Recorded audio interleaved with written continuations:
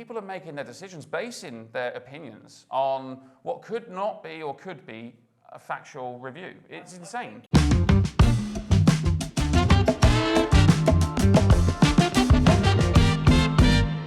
I've literally spoken to a lot of candidates who go off of Glassdoor and think that that is a real true representation of a company. And we've learned, and anyone within the industry will know, that companies themselves go on Glassdoor and they write their own reviews. You also find that most of the people that write on Glassdoor have had a negative, or they've, a bit pissed off and left the company, and they use it as a slating machine. So it's a way to vent, isn't it?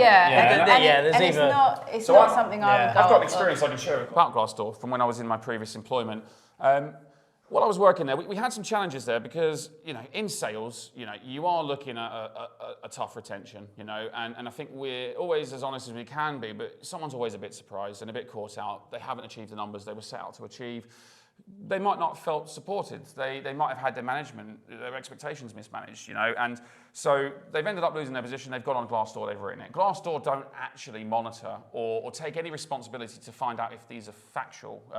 So the review we had in the question at the time was, we're doing drugs on the table and we're doing weird things, just things that were just obviously not happening in a professional FCA-regulated office. So, I challenged this with Glassdoor. I sent them all the evidence that we could possibly provide to show that, we're a professional outfit and that this review is completely falsified. And they literally just put their hands up and said, we don't, pre-check or make sure, there's any validity to these. We're not legal experts. You have an opportunity to respond to this comment. I was going to say, how would they anyway? Well, I think Glassdoor just opens it up for competitors just to attack each other, Like, say you're starting to lose staff to another competitor, it's very, very easy for you to instruct your staff to go write a few reviews there to discredit that competitor, and then people are making their decisions basing their opinions on what could not be or could be a factual review. It's insane. I think it's very heavily lent towards sales, though. I don't think it's in other areas. It's more of sales, because in sales you either get two sets of reviews. You get the people that left for whatever reason, they weren't hitting target or they were disgruntled, got kicked out, unhappy. Or you get the reviews which are 5 stars and their internal employees being said, can you write a nice review about it? Let's cover this bad review. Let's cover this bad. And it's either one or the other. All other, if you're talking operations, finance, other industries, it's not really it's very unlikely that it's going to be that sort of either one extreme or the other. So how can we identify some fake ones and some real ones? Well, look, fake ones are often short, one-liners, like great company, great atmosphere, really good comm structure, that is likely a fake review.